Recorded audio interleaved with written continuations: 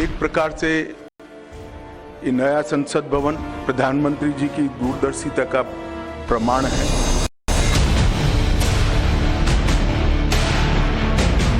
आपने महामहिम राष्ट्रपति का तो घोर अपमान किया ही है, साथ ही साथ इस देश के आदिवासियों का, दलितों का, वंचित समाज का घोर अपमान किया है। नया इमारत बना के सिर्फ एक ऐसा हम कोनशिला लगाएंगे inaugurated by prime minister Narendra Modi, इसके लिए खर्चा होगा।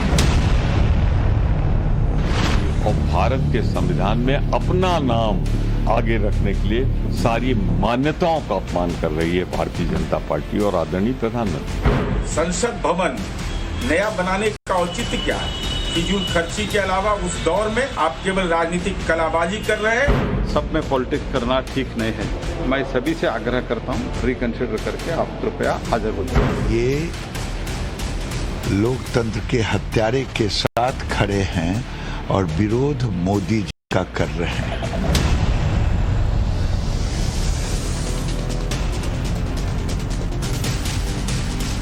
नमस्कार, देश के सबसे पसंदीदा डिबेट शो राष्ट्रवाद में आपका स्वागत है। आपके साथ मैं हूं राकेश पांडे। राष्ट्रवाद यानी देश से बढ़कर कुछ नहीं।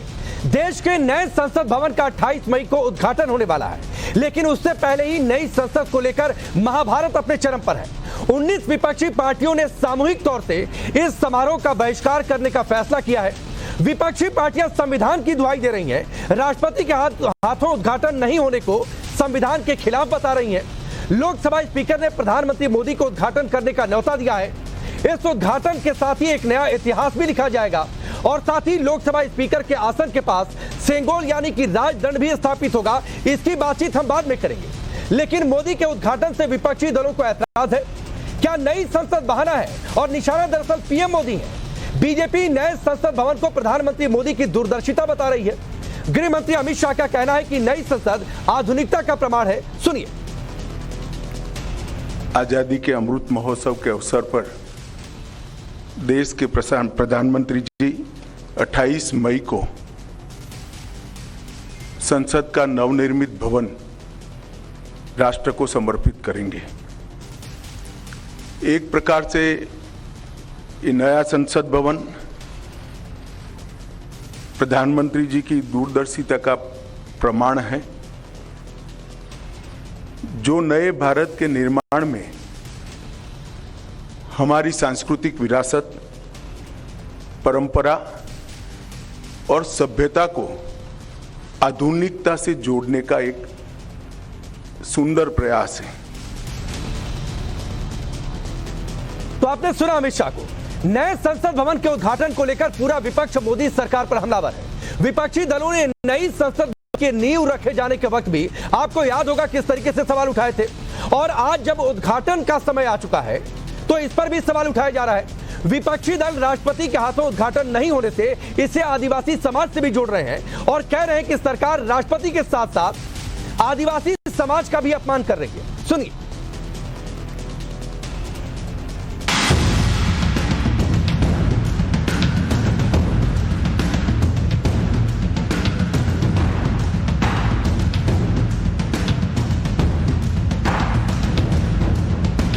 संसद के उद्घाटन में अगर आप महामहिम राष्ट्रपति को ही नहीं बुला रहे हैं तो फिर क्या बचता है?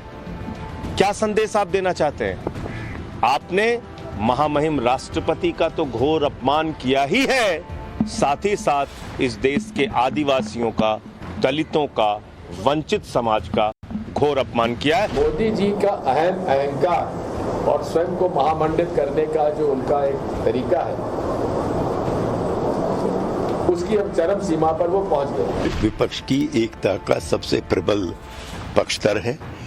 अधिकांश विपक्षी दलों ने 28 तारीख के कार्यक्रम से दूरी बनाने का फैसला किया है। जनता दल यूनाइटेड सभी विपक्षी दलों के साथ है और हम 28 तारीख को उस कार्यक्रम का हिस्सा नहीं होंगे। इस संसद भवन को न आरएसएस न बीजेपी का कोई रिश्ता है तो बनाने में। नया इमारत बना के सिर्फ एक ऐसा हम कोनशिला लगाएंगे inaugurated by prime minister Narendra Modi, इसके लिए खर्चा होगा। राष्ट्रपति जो एक आदिवासी महिला है वो पार्लियामेंट की कस्टोडियन है। आप उनको नहीं बुला रहे, उनको निमंत्रित नहीं कर रहे, उनके हाथों से नए संसद भवन का उद्घाटन करना ये प्रोटोकॉल है। उनसे नाक करा बोलो मत, हम लोग चाहे बोल क्यों रहे हैं। पहला जो सेशन जो उद्घाटन जो भी हो रहा है इसका सभी विपक्ष के दल मिलकर के जो है संसद भवन नया बनाने का औचित्य क्या है? फिजूल खर्ची के अलावा उस दौर में जब कोविड के काल में आप लोगों की सहायता करने में 50,000 की राशि दे रहे थे। आपने सीधे तौर पर जो पुरखों की विरासत है उसके प्रति आपके मन में सम्मान का भाव नहीं है। आप केवल राजनीतिक कलाबाजी कर रहे हैं, इसलिए हमारी पार्टी भाग नहीं ली। इसका इनॉग्रेशन प्रधानमंत्री को नहीं करना चाहिए क्योंकि ये theory of separation of powers का वायलेशन है। मगर वो लोग जो बोल रहे हैं कि प्रेसिडेंट को करना चाहिए, वो भी गलत है। वो गलत है, इसलिए गलत है क्योंकि आर्टिकल 53(1) पढ़िए आप लोग। तो सुना आपने, पहले कहा जाता था जब नींव रखी गई कि यह फिजूल खर्ची हो रही है, नए संसद भवन की देश को जरूरत है, इसकी मांग सबसे पहले कांग्रेस की जब सरकार देश में थी तभी हुई, तो यह फिजूल खर्ची कैसे हुई? अब बवाल यह कि राष्ट्रपति के द्वारा उद्घाटन क्यों नहीं? बीजेपी का कहना है कि विपक्ष को इस ऐतिहासिक मौके पर विरोध नहीं करना चाहिए। गृह मंत्री अमित शाह ने साफ किया कि जिन्होंने सभी विपक्षी नेताओं को शामिल होने का न्योता दिया गया है सरकार की ओर से। केंद्रीय मंत्री प्रहलाद जोशी ने विपक्षी दलों से अपने फैसले पर दोबारा विचार की बात कही है। रविशंकर प्रसाद ने कहा है कि संसद भवन पर राजनीति करना सही नहीं है। सुनिए। हमने तो भारत सरकार ने सबको विनंती किया है कि आप उपस्थित रहिए, सब अपनी अपनी भावना के अनुसार करेंगे। देखिए, इतना ही मैं कहना चाहता हूँ। पहले तो हिस्टोरिकल इवेंट है, सब में पॉलिटिक्स करना ठीक नहीं है। मैं सभी से आग्रह करता हूँ रिकंसिडर करके आप कृपया हाजिर हो जाए। सब वो कह रहे हैं राष्ट्रपति का अपमान है, इसलिए हम नहीं जा रहे। बिल्कुल ठीक नहीं है, के कारण है ये बिल्कुल ठीक नहीं है। स्पीकर साहब कस्टोडियन पार्लियामेंट होता है, कभी भी स्पीकर साहब ने प्रधानमंत्री जी को इनवाइट किया है और इसके साथ ही साथ पार्लियामेंट प्रीमाइसेस में ही पहले प्रधानमंत्री जो थे उन लोगों ने भी बहुत बिल्डिंग वगैरह उद्घाटन की है। तो इसीलिए ये ऐसे कारण लेके एक ऐसा अच्छा कार्यक्रम बाइकआउट करना ये बिल्कुल ठीक नहीं है। मैं बार बार निवेदन करना चाहता हूँ, आप रिकंसिडर करके कार्यक्रम में आ जाइए। अपनी राजनीति के लिए कृपा करके राष्ट्रपति को न समेटा जाए। मैं कांग्रेस के मित्रों से, विपक्षियों से एक ही बात कहूंगा, हमसे आप लड़ने के लिए बहुत मुद्दे हैं, लड़िए ना। जनता जवाब देने को बैठी है 24 में, लेकिन जब संसद का विषय है तो उस पर यह राजनीति नहीं होनी चाहिए। तो सवाल तो यह उठता है कि क्या दरअसल मोदी विरोध में नई संसद भवन के उद्घाटन का विरोध हो रहा है और इसीलिए नहीं पहुंच रहे हैं? मोदी विरोध में कांग्रेस नए संसद भवन के उद्घाटन का विरोध कर रही है, लेकिन यही कांग्रेस है जिसने 2012 में नए संसद भवन की सख्त जरूरत की बात कही थी। कांग्रेस ने तब संसद भवन को पुरानी इमारत बताया था और उससे काम का नहीं है यह तक कह दिया था। लेकिन आज मोदी विरोध में कांग्रेस और सारा विपक्ष ये ठान कर बैठा है कि वो उद्घाटन के समय पर मौजूद नहीं रहेंगे। प्रधानमंत्री मोदी के उद्घाटन करने पर सवाल करने वालों को बीजेपी ने जवाब दिया है। बीजेपी ने दावा किया है कि 1975 में इंदिरा गांधी ने पार्लियामेंट एनेक्सी का उद्घाटन किया, 1987 में राजीव गांधी ने पार्लियामेंट लाइब्रेरी की नींव रखी, लेकिन तब किसी ने विरोध क्यों नहीं किया? चलिए आगे बढ़ते हैं। एक और बड़ी खबर की बात जिसकी हमने शुरुआत में चर्चा की थी, यानी सेंगोल की। मोदी सरकार एक और बड़ा कदम उठाने जा रही है। हिंदुत्व के सिंबल ऐतिहासिक राजदंड सिंगोल की स्थापना संसद में होगी। 28 मई को इसे संसद में स्थापित किया जाएगा, लोकसभा स्पीकर के आसन के पास से। सेंगोल से हमारी सभ्यता भी जुड़ी हुई है। इसे अंग्रेजों से भारत को सत्ता हस्तांतरण का प्रतीक माना जाता है। यह चोल साम्राज्य से संबंध रखता है, यानी इतिहास इस सेंगोल का और राजदंड का काफी पुराना है। इस पर नंदी भी बने हुए हैं शीर्ष पर, गोल लंबाई में इसका आकार है। आपको यह भी बता दूं कि ऐतिहासिक राजदंड सेंगोल एक तमिल शब्द है जिसका अर्थ संपदा से यानी समृद्धि से जोड़ा जाता है। 14 अगस्त 1947 की रात, यानी जब सत्ता हस्तांतरित हो रही थी, भारत स्वतंत्र हो रहा था, उसी रात सेंगोल को सौंप कर ही अंग्रेजों ने पंडित जवाहरलाल नेहरू को सत्ता का हस्तांतरण किया था। जवाहरलाल नेहरू को सेंगोल सत्ता के हस्तांतरण के प्रतीक के तौर पर सौंपा गया। अब पीएम मोदी ने फैसला किया है कि संसद के लोकार्पण के दिन, यानी जब नई संसद भवन का उद्घाटन हो रहा होगा, उस दिन इसे संसद के अंदर लोकसभा स्पीकर के आसन के पास स्थापित किया जाएगा। नेहरू जी ने तमिलनाडु से आए सेंगोल को स्वीकार किया था। इस अवसर पर सब राजेंद्र प्रसाद जी भी मौजूद थे। लेकिन एक सवाल मैं आपसे पूछता हूं, क्या आज तक आपको सेंगोल के बारे में पता था? क्या इस तरीके का कोई राजदंड था जिसे सत्ता हस्तांतरण के तौर पर सौंपा था अंग्रेजों ने पंडित जवाहरलाल नेहरू को? बहुतों को नहीं पता होगा। सवाल यह कि क्यों नहीं पता था। चलिए इसकी चर्चा भी हम आगे करेंगे। पहले वो सवाल आपके सामने रखता हूं जिनके इर्द गिर्द आज की डिबेट आगे बढ़ने वाली है। सवाल पहला यह कि नई संसद पर नया क्लेश 24 में क्या इसी बहाने विपक्षी एकता का संदेश देने की कोशिश हो रही है? सवाल यह भी है कि मोदी से चिढ़ है तो विरोध का बहाना नई संसद को क्यों बना रहे? कम से कम इसको तो छोड़ देते। सवाल यह भी कि मोदी करेंगे उद्घाटन, तभी क्या विपक्ष को जलन हो रही है? और सवाल यह भी कि संसद में सेंगोल के स्थापित होने की बात, क्या यह वाकई ऐतिहासिक कदम है? आपका परिचय आज के मेहमानों से करवाता हूं। गुरु प्रकाश पासवान जी हैं, भारतीय जनता पार्टी के नेता और प्रवक्ता। संजय सराफ जी, आरएलजेपी के नेता और प्रवक्ता। सुभ्रांश राय, कांग्रेस पार्टी के नेता। राजकुमार भाटी जी, समाजवादी पार्टी के नेता और प्रवक्ता। महेश तापसे जी हमारे साथ हैं, जो कि एनसीपी के प्रवक्ता हैं। स्वयं पुरोहित हमारे साथ, टीएमसी के प्रवक्ता। आप सबका बहुत बहुत स्वागत है।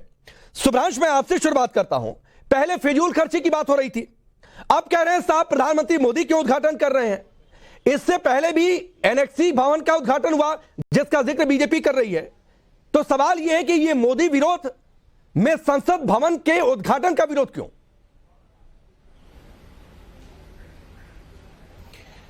पांडे जी, हम लोग ना पूर्वांचल के रहने वाले हैं और हमारे गांव के आसपास अक्सर ये देखने को मिलता है कि जो लड़का थोड़ा कमा उमा लेता है ना ज्यादा, या थोड़ा उदंड हो जाता है, तो उसके घर पे कोई अच्छा कार्यक्रम हो ना, शादी विवाह का, कोई सांस्कृतिक कार्यक्रम या कोई भव्य कार्यक्रम हो, तो शादी के कार्ड पे ना या निमंत्रण कार्ड पे नीचे अपना नाम लिखता है। नहीं तो नियमतः प्रेषक और विनीत के रूप में उसके पिताजी का, दादाजी का, या जो परिवार में सबसे बड़ा होता है उसका नाम लिखा जाता है। ये हमारी सनातनी परंपरा है, ये हमारी सनातनी परंपरा है। खैर, ये मेरे गांव की बात है, इसका दिल्ली जैसे महानगर से कोई संबंध नहीं है।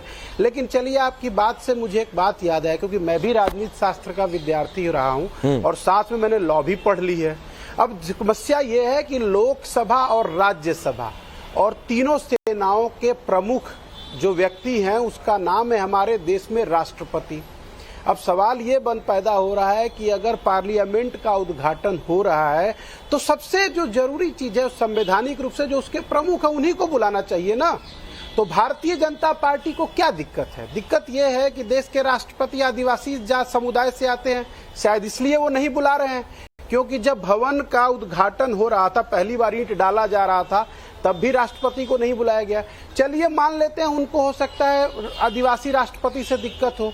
अब जो उपराष्ट्रपति हैं वो तो जाट समाज से आते हैं, उनको भी नहीं बुलाया गया। अरे आपके जो पूर्व राष्ट्रपति थे वो तो दलित समुदाय से आते थे, उनको भी नहीं बुलाया गया। मतलब ये किस तरह का निमंत्रण है?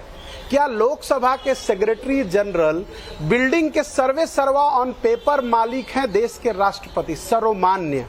तो क्या जिनके घर पे कार्यक्रम है हम उनको ही निमंत्रण नहीं करेंगे? क्या मोदी जी इतने प्रचंड और प्रलयधारी हो गए हैं कि स्टेडियम का उद्घाटन होगा तो नरेंद्र मोदी जी अपना नाम डाल देंगे, एक वंदे भारत एक्सप्रेस को रोज झंडा दिखाएंगे, अगर कहीं क्रिकेट मैच और वर्ल्ड कप हो रहा होगा तो टीवी पे आएगा पापा दिलाएंगे वर्ल्ड कप? ऐसा नहीं होता है ना भाई। अगर क्या वैक्सीन का सर्टिफिकेट होगा तो उस पर भी मोदी जी का फोटो आ जाएगा, लेकिन कोविड में जो लोग मरे हैं उनका मुआवजा देने की बात आएगी तो मोदी जी चुप हो जाएंगे। सवाल ये पैदा होता है। और आप जब भी कहेंगे कि कांग्रेस के इस प्रधानमंत्री ने लाइब्रेरी बनाया, तो अरे भैया सावरकर सभागार बना लीजिएगा, सावरकर लाइब्रेरी बना के उसका उद्घाटन पीएम नरेंद्र मोदी जी से करा लीजिए। मुझे 1-2 मिनट आपने बोला, मैंने बीच में नहीं बोला, आपने बीच में नहीं बोला। मैं 2-3 बातें आपके सामने रखता हूं, एक छोटा सा जवाब, फिर गुरु प्रकाश जी आपकी बातों का जवाब देंगे। आंध्रा के चीफ मिनिस्टर न्यू असेंबली का फाउंडेशन रखते हैं, गवर्नर इनवाइट नहीं होते हैं। मेरी जानकारी है कि छत्तीसगढ़ असेंबली का भी फाउंडेशन रखा गया, तो सोनिया गांधी ने रखा था, कैसे रखा था, गवर्नर तब भी इनवाइट नहीं थे। तेलंगाना असेंबली इनॉग्रेट की गई, नया भवन चीफ मिनिस्टर ने इनॉग्रेट किया। तो ये जो आप जाति भी देख रहे हैं, इसमें मैं कुछ और ऐड कर देता हूं, राष्ट्रपति उपराष्ट्रपति की आप जाति देखने लगे, तो ये तो संदेश जा रहा है ना कि ये सिर्फ 2024 का खेल है। ए महाराज, एक तो बात बताइए, आप ज्यादा टीवी सीरियल देखते हैं क्या जिसमें तू मैं चलता है? मान लीजिए कि उस विधानसभा वालों ने गलती करी है, ये तो देश की राजधानी में हो रहा है, राष्ट्रपति सर्वोच्च संस्था है। अगर कोई आदमी फांसी का सजा याफ्ता भी होता है ना, तो प्रधानमंत्री के पास अधिकार नहीं है उसको फांसी से मुक्त करने का, राष्ट्रपति कर सकते हैं। टीवी सीरियल मत देखिए, डेली सोप। मैं बिल्कुल डेली सोप नहीं देख रहा हूं महाराज, कौन से और ये महाराज वाली भाषा मुझे भी आती है सुब्राज जी, मैं बिल्कुल डेली सोप नहीं रख रहा हूं। मैंने जो बातें कही या तो कह दीजिए कि ये फैक्ट गलत है, और अगर गलत नहीं है तो इस पर जवाब दे दीजिए कि सोनिया गांधी कैसे पहुंच गई थी छत्तीसगढ़ असेंबली का फाउंडेशन रखने के लिए। मान लीजिए आप सुन ली ना भाई, सुन लीजिए ना भाई, मैं एक मिनट, मैं सोनिया गांधी जी को असेंबली का उद्घाटन करते नहीं देखा हूं, अगर आप देखें तो टीवी पे चला। नहीं, फाउंडेशन रखने उद्घाटन में अंतर होता है, लोकसभा राज्यसभा फाउंडेशन रखने उद्घाटन करने में अंतर होता है। सुब्राज जी सुन तो लीजिए भाई, पांडे जी सुनिए ना, लोकसभा और राज्यसभा के प्रमुख का नाम राष्ट्रपति होता है, ये हर किताब में लिखा है, राजनीति शास्त्र के पहले अध्याय में लिखा है। मेरे घर का उद्घाटन है और मैं ही आमंत्रित नहीं हूं, अरे भैया तुम होते कौन हो बाहर से आके करने वाले? सीधी बात है। फिर भी अगर आपको लगता है कि आप सत्ता के मद में एकदम ताकतवर रखे हैं तो करिए, सब कुछ आपकी मर्जी से हो रहा है, जो मन है वो करिए। मैं ये आपसे बात कर रहा हूँ उस नए वाले पार्लियामेंट के बगल में ही खड़ा होके। इत्तेफाक की बात यह है कि अभी वो बिल्डिंग पूरी तरह से बनी भी नहीं है, गेट वेट के सामने उसी तरह से रोड गंदगी और अभी सब वो जो भी लोहे का लगता है वो लगा हुआ है, तैयार नहीं हुआ है। लेकिन एक बात याद रखिए, इस देश की सेनाओं के प्रमुख राष्ट्रपति हैं, लोकसभा और राज्यसभा के प्रमुख राष्ट्रपति हैं, और अगर राष्ट्रपति इस कार्यक्रम को नहीं कर रहे तो एक लाइन में समझ लीजिए कि भारतीय जनता पार्टी की मानसिकता है या तो दलित को बेइज्जत करने का, या जाट को बेइज्जत करने का, या आदिवासी समाज को बेइज्जत आप राष्ट्रपति और उपराष्ट्रपति में जातियां देखते रहिए, मुझे तो इस देश का सर्वोच्च पद वहां पर सिर्फ दिखाई देता है, वहां बैठे इंसान की जाति और धर्म नहीं दिखाई देता है। गुरु प्रकाश जी, प्रधानमंत्री मोदी बाहर के हैं, जो कहा शुभ्रांश ने कि किसी बाहर को आदमी को बुलाकर उद्घाटन करवा लीजिए।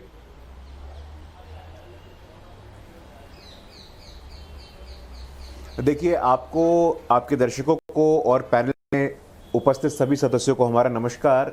कुछ विषय ऐसे होते हैं जो हमारे राजनीति से परे होने चाहिए, ये संवैधानिक विषय होते हैं, वो चाहे राष्ट्रपति हो या प्रधानमंत्री हो या सदन हो, ये इंस्टीट्यूशंस होते हैं कॉन्स्टिट्यूशन के, संविधान के ये सब संस्थान होते हैं जिसके आधार पर संविधान को चलाया जाता है। हमारे संविधान के निर्माता, वो चाहे बाबा साहेब अंबेडकर हो, नेहरू हो, गांधी हो, कम से कम उनको तो सुनिए, कम से कम उनको तो समझिए। और मुझे ये बात समझ में नहीं आती है, देखिए ये तो अवसरवादिता की पराकाष्ठा है। भारत के इतिहास में पहली बार 75 वर्षों में पहली बार एक ओडिशा के पिछड़े इलाके से आने वाली आदिवासी की बेटी जब राष्ट्रपति बनने वाली थी तो उसके राह में अवरोध किसने पैदा किया? आप लोगों ने पैदा किया। नेता विपक्षी दल अधीर रंजन चौधरी, कांग्रेस पार्टी के बड़े नेता, अपमानित किया आपने राष्ट्रपति जी को। आपके आधिकारिक रूप से राष्ट्रीय प्रवक्ता, वो चाहे अजय कुमार हो, उदित राज, आप लोगों ने अपमानित किया है भारत के राष्ट्रपति को। ये आपका मुझे ये बताइए, क्या इसीलिए आप राष्ट्रपति जी से उद्घाटन नहीं करा रहे हैं? मैं बीच में नहीं बोल रहा था। सवाल नोटिस हो गया, सुब्रांश जी, वो भी अपनी बारी का इंतजार कर रहे थे, उनको सुन लीजिए सर, बीच में टीका टिप्पणी नहीं। सुब्रांश जी, आपकी बात नोटिस हो गई, इसका भी जवाब दे दीजिएगा गुरुजी।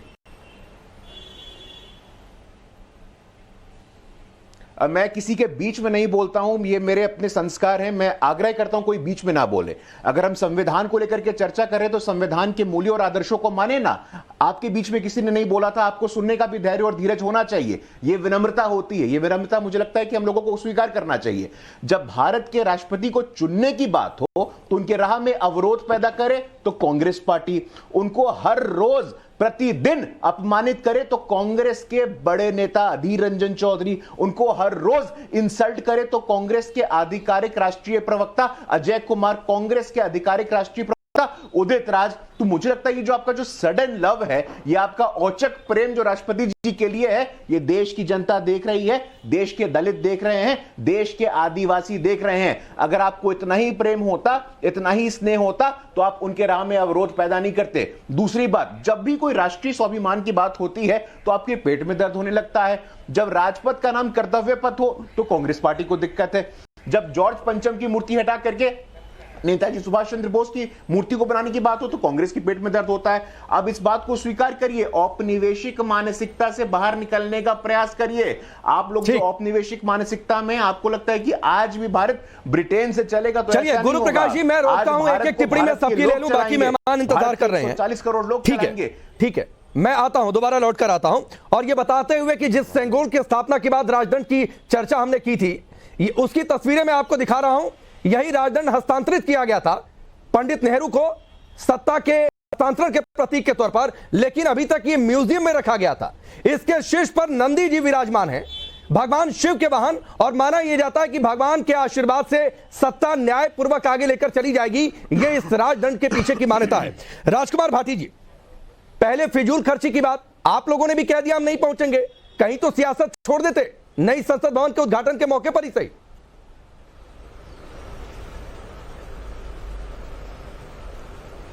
नहीं, मुझे गुरु प्रकाश जी की ये बात बहुत अच्छी लगी। उन्होंने कहा कि हमें संविधान के मूल्यों और आदर्शों का पालन करना चाहिए।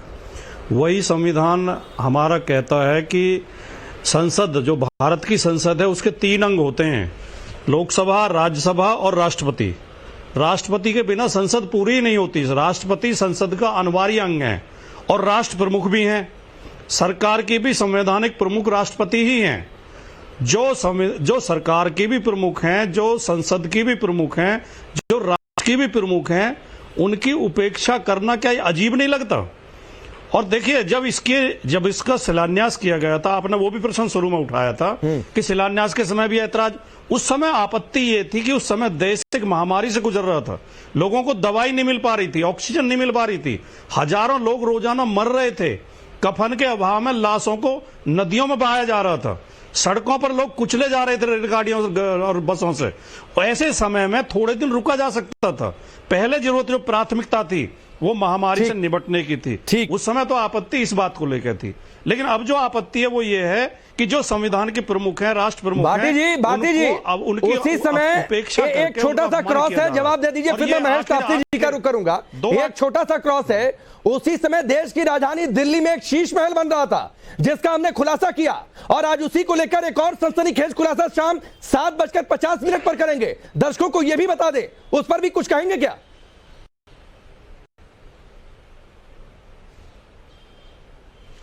किसी दूसरे की गलती की काट एक की दूसरे की गलती तो आलोचना कर दीजिए ना। पहले शीश महल बन रहा था, अगर वो गलत था तो ये भी गलत है। तो अगर मत करिए ना सर, पहले तो आलोचना करिए कि हमारा खुलासा कितना शानदार, और ये जो कुछ हुआ शीश महल को लेकर गलत हुआ। नहीं, आपका इशारा दिल्ली के मुख्यमंत्री आवास की तरफ है क्या?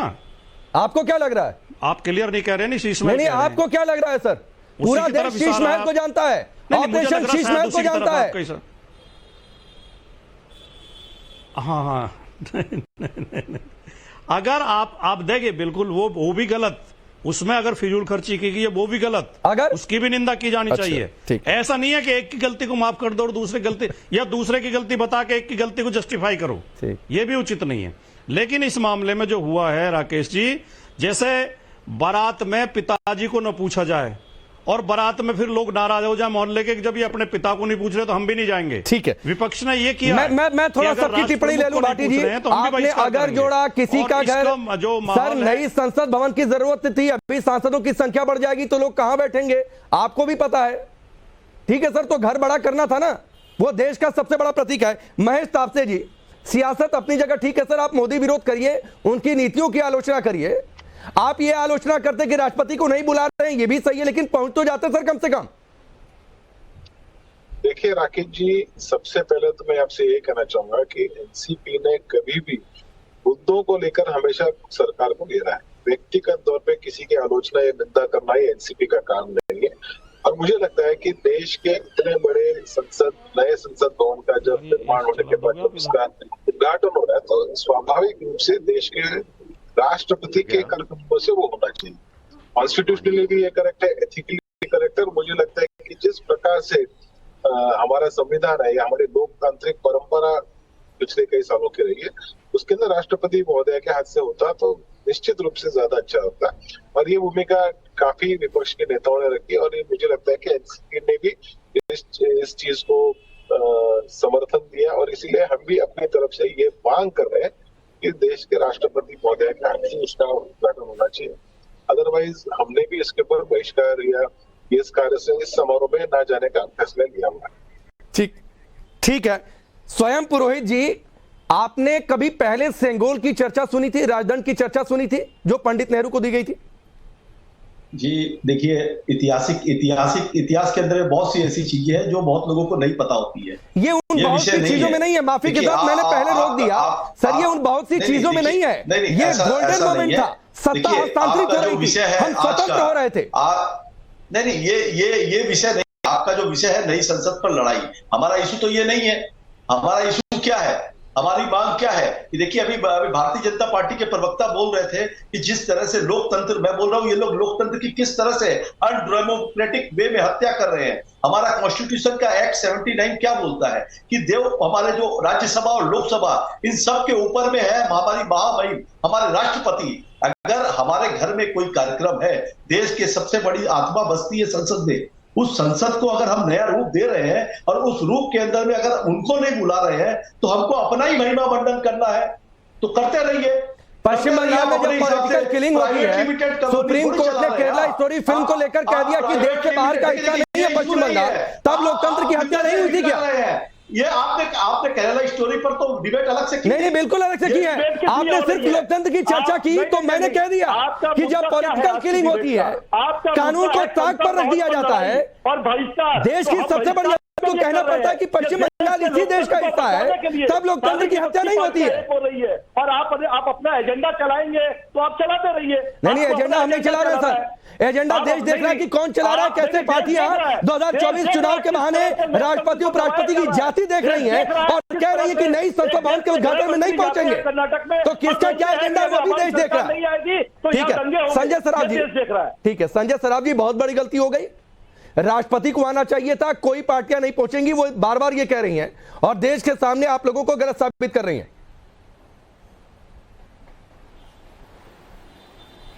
नहीं देखिए, इनको मोदी जी के विरोध में बात करनी है तो वो बात करते रहेंगे, उससे कोई फर्क नहीं पड़ता है। उससे ये खुद की अपनी जो भी विपक्षी दल है वो अपनी बेइज्जती करा रहे हैं। मेरे ये वर्ड यूज नहीं कर रहा, बट मैं डेलिबरेटली कर रहा हूं यूज। आप देखिए 1921 से 27 के बीच में संसद भवन बना है। संसद भवन 100 साल पुराना है। इसमें ऑलरेडी इंफ्रास्ट्रक्चर पर काम भी होता है।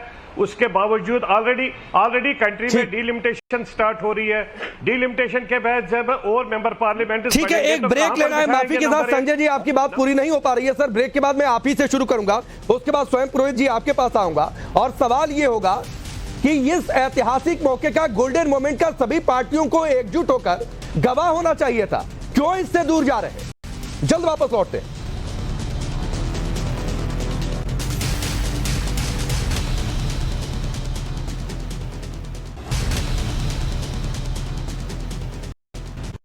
ब्रेक के बाद चलिए आगे बढ़ते हैं। बड़ी चर्चा हमारी लगातार जारी है। संजय सराफ जी, पहले अपनी बात पूरी करिए, फिर मैं आगे बढ़ता हूं।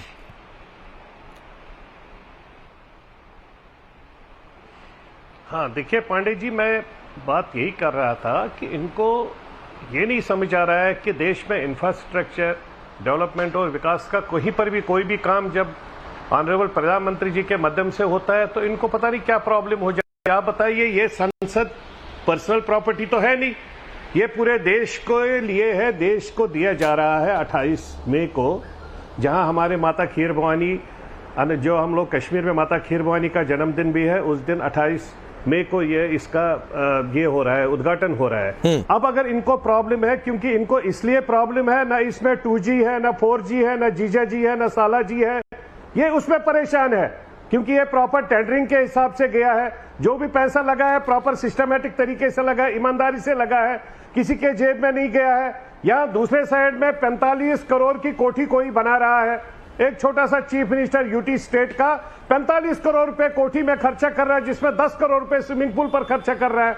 उसको इनको हिम्मत नहीं है बात करने की, भाई आप यहां पर, तब इनको गरीबी नहीं दिखती है, तब इनको कुछ भी चीज नहीं दिखता है। जब गरीबी इनको दिखती है वो तभी दिखती है जब प्रधानमंत्री के माध्यम से देश के हित में, देश के विकास के लिए कोई काम किया जाए। कल इस संसद में खाली प्रधानमंत्री नहीं बैठेंगे, हर पार्टी के नेता बैठेंगे जो जो जीत के आ जाएंगे। ठीक है, ठीक है, ठीक है, आपकी बात हुई सुभ्रांश जी। जो बातें कही संजय जी ने, हर पार्टियों को बैठना है सर। 2026 तक अंकुश है, सीटें बढ़ नहीं सकती हैं, आप लोगों को पता है। शिवराज पाटिल ने कहा था कि 2026 तक तो नई संसद बनी जानी चाहिए। कांग्रेस के समय इसी सबसे पहले बात हुई। अब आप ही लोग सबसे पहले विरोध में आ गए। पहले फाउंडेशन किस समय बन गया है तो एक अलग बहाना खोजकर, और ये सेंगोल को अब तक क्यों रखा था सर म्यूजियम में?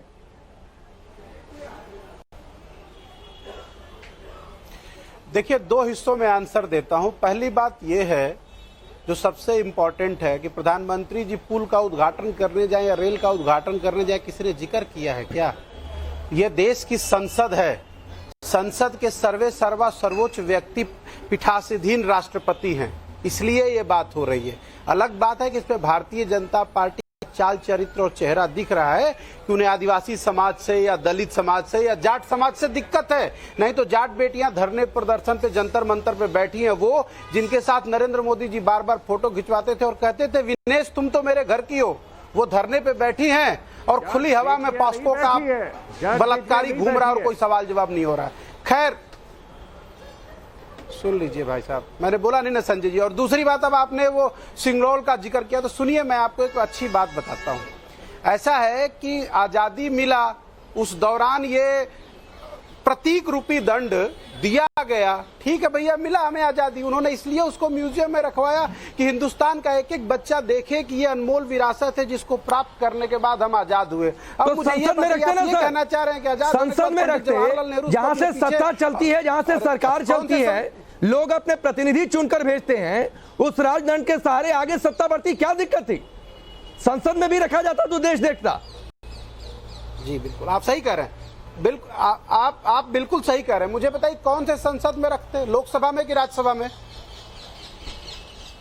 हाँ जी पंडित जी, किसमें रखते हैं, लोकसभा में कि राज्यसभा में? नहीं, आप लोगों की सरकार थी, जहां मन करता वहां रख देते सर। लोकसभा स्पीकर के पास रख देते जो अभी रखा जा रहा है, क्योंकि वहीं पर जनता के चुने हुए सीधे प्रतिनिधि पहुंचते हैं। तो राज्यसभा के, सुनिए ना, तो फिर राज्यसभा के सभापति ने कौन सा गुनाह किया है, उनके पास क्यों नहीं रखना चाहिए? सुभ्रांश जी सर, देखिए, अनावश्यक आप डिबेट को डिरेल करना चाहते हैं तो वो नहीं होगा। जनता के सीधे चुने हुए प्रतिनिधि कहां जाते हैं सर, आपको नहीं पता है क्या? अनावश्यक कहां जाते हैं नहीं पता है क्या सर आपको?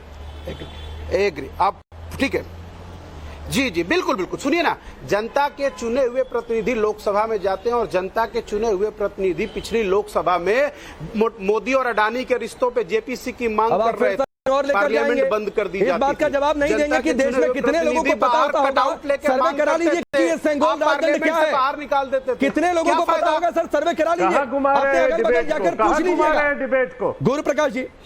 गुरु प्रकाश जी, ये एक ऐतिहासिक फैक्ट था जिसके बारे में देश के ज्यादातर लोग, मुझे लगता है, शायद नहीं जानते होंगे। प्रतिनिधि की बात जब पार्लियामेंट में आप सुन नहीं रहे हो, पार्लियामेंट को बार बार ताला बंद कर दे रहे हो, तो उसको जनता का मत कहिए प्रभु, ये कहिए कि वहां नरेंद्र मोदी मेरी बात ये तानाशाही चलती है। ठीक है सुभ्रांश जी, रुक जाइए, मैं जल्दी सबके पास ऊपर नहीं बोलूंगा ना, वो किसी संविधान को मानेंगे। पांडे जी, मैं हाँ धन्यवाद। देखिए, कुल मिलाकर के हमें एक चीज समझ लेने की आवश्यकता है, और यह बहुत ही पीड़ा के साथ मैं कह रहा हूं। देखिए, जो कांग्रेस पार्टी की असंवेदनशीलता है, बार बार इतिहास उठा करके देखिए, कांग्रेस पार्टी और उसके नेतृत्व के लिए देश के वंचित, शोषित, गरीब, दलित और आदिवासी शुद्ध रूप से वोट बैंक रहे हैं। अगर ऐसा नहीं होता तो बाबा साहेब अंबेडकर की मृत्यु होते 1956 में 40 साल लग गए। 40 साल बाद एक गैर कांग्रेसी सरकार ने बाबा साहेब को भारत रत्न दिया, नंबर 1। कांग्रेस पार्टी में बाबू जगजीवन राम, दलित समाज के बहुत बड़े नेता, उनको कांग्रेस पार्टी छोड़ना पड़ा। सीताराम केसरी, उनको कांग्रेस पार्टी ने क्या अपमानित किया ये देश की जनता जानती है। मैं ये बात बहुत ही पीड़ा के साथ कह रहा हूं कि कांग्रेस पार्टी ने इस देश के पिछड़ों को, दलितों को, आदिवासियों को सिर्फ और सिर्फ पॉलिटिकल एडवांटेज के लिए, राजनीतिक वोट बैंक के लिए उपयोग किया है। और ये जो ताजा उदाहरण है ये उसी का एक हिपोक्रेसी है जो कांग्रेस पार्टी के दोहरे मापदंडों को दिखाता है। जब चुनने की बात हो तब कांग्रेस पार्टी कहीं आसपास नहीं, कांग्रेस पार्टी ने पूरा प्रयास किया कि देश के सर्वोच्च स्थान पे आदिवासी की बेटी ना जाए। और अब आपका ये प्रेम झलकता है, मुझे ये समझ में नहीं आता है। आपके नेता, और आपने बहुत अच्छा किया पांडे जी की वो सेंगोल का विषय उठाया है, ये तो नंदी है, उसमें कांग्रेस पार्टी को तो नंदी से एलर्जी है ना। 1966 में जब साधु संत समाज के लोग सदन के बाहर प्रोटेस्ट कर रहे थे तो गोलियां चलवा दी गई थी। इसीलिए दूर रखा गया था, कर रहे थे, गौ हत्या के विरोध में प्रोटेस्ट कर रहे थे।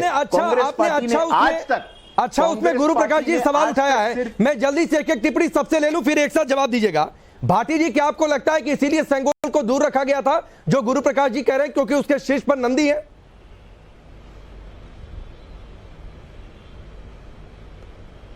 नहीं, गुरु प्रकाश जी जो कह रहे हैं कि गो हत्या के विरोध में, गो हत्या की मांग को लेकर साधु संत आए थे, कांग्रेस ने गोली चलवा दी थी। गो हत्या तो आप भी नहीं कर पाए। आपके गोवा में आपकी सरकार है, गोवा में गौ मांस बिकता है बाकायदा रेस्टोरेंट्स में, और उसमें आप जो है पूर्वोत्तर के राज्यों में, पूर्वोत्तर में जब आप वोट मांगने के लिए जाते हो तो आपके नेता कहते हैं हम गो मांस उपलब्ध कराएंगे और सस्ता कराएंगे, सुविधाएं देंगे। तो इस बिंदु पे तो आप बोलने लायक नहीं है गुरु प्रकाश जी। इस पर भी वो जवाब दूसरा, देंगे, आपने बहुत महत्वपूर्ण मुद्दा उठाया दीजिए। दलित पिछड़े आदिवासियों को लेके कि पहले की, हाँ, लेकिन मैं अपनी बात पूरी कर दूं।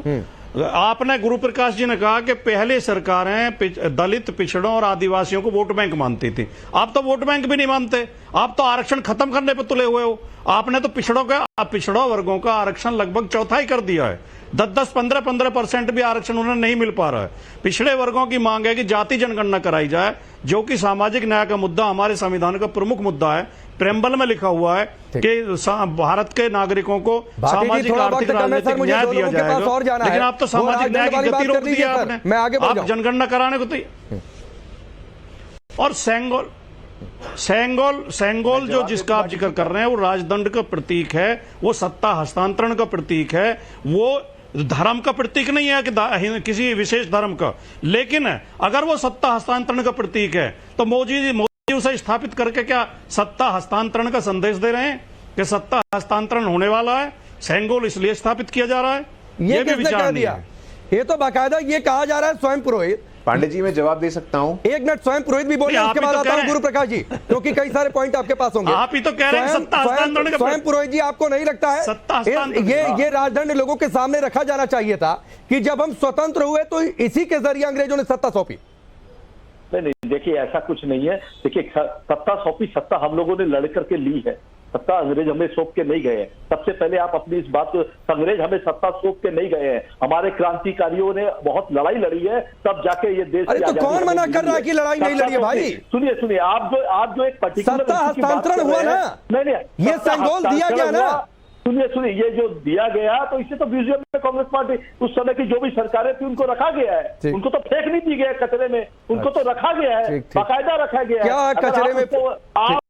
आप अगर तमिलनाडु के लोगों ने दिया, पंडित नेहरू को, अंग्रेजों ने नहीं दिया। क्या साबित करना चाहते हैं? गुरु प्रकाश जी म्यूजियम में रखा हुआ था, गलत जगह नहीं था। महिला, ये तर्क है। जल्दी से सर, थोड़ा सा समय कम है, जवाब ले लीजिए गुरु प्रकाश जी, फिर मैं संजय जी आपके पास आऊंगा। अपमान करते आते रहे हैं। ठीक, नहीं, देखिए ऐसा है, अरे भाई थोड़ा, अरे बोल लिया आपने शुभ्रांश जी, ये बोल लिया आपने। देखिए मैं समाजवादी पार्टी के वरिष्ठ नेता हैं राजकुमार भाटी जी, और हम सब उनका बहुत सम्मान करते हैं। मैं उनसे एक सवाल पूछना चाहता हूं आपके माध्यम से। आपने कहा वंचित, शोषित, पीड़ितों का आरक्षण, अनुसूचित जाति को प्रमोशन में, प्रोन्नति में अनुसूचित जाति को आरक्षण मिलना था, समाजवादी पार्टी ने विरोध किया था, हाँ या ना? आपको पता है राजकुमार भाटी जी, आपके हृदय में आप जानते हैं इस बात को कि आरक्षण विरोधी यदि कोई है तो वो समाजवादी पार्टी है। सदन के पटल पे समाजवादी पार्टी ने अनुसूचित जाति को प्रोन्नति में मिलने वाले आरक्षण का विरोध किया था। नंबर 1। नंबर 2, आप आरक्षण की बात करते हैं, आप पार्टी के वरिष्ठ नेता, मैं बीच में नहीं बोला था आपके साहब, साहब मैं आपके बीच में नहीं बोला था, धन्यवाद। अब जरा सुनने का धैर्य रखिए। आपने मेरे से सवाल पूछा, मैं आपको जवाब दे रहा हूं। मैंने आपके सवाल का जवाब दिया कि आरक्षण विरोधी कौन है, देश की जनता को पता है। जल्दी से अपनी बात पूरी करिए, ब्रेक लेना है मुझे। बाबा साहेब अंबेडकर की मूर्ति की तरफ इशारा करते हुए, बाबा साहेब अंबेडकर के मूर्ति के तरफ इशारा करते हुए समाजवादी पार्टी के वरिष्ठ नेता आजम खान ने क्या कहा था कि ये देश के सबसे बड़े चलिए वक्त कितना ही है, माफी के साथ संजय जी मैं आपके पास नहीं आ पाया सर। ये चर्चा अभी अगले 2-3 दिन चलेगी। सियासत को लेकर 28 तारीख को नई संसद भवन का उद्घाटन होना है। फिलहाल वक्त इतना ही, आप सबका बहुत बहुत शुक्रिया। लेकिन आगे बढ़ने से पहले आपको एक बार फिर से याद दिला दें, ऑपरेशन शीश महल में शाम 7:50 पर विस्फोटक खुलासा, साहेब बीबी और गुलाम देखेंगे तो यकीन मानिए हिल जाएंगे।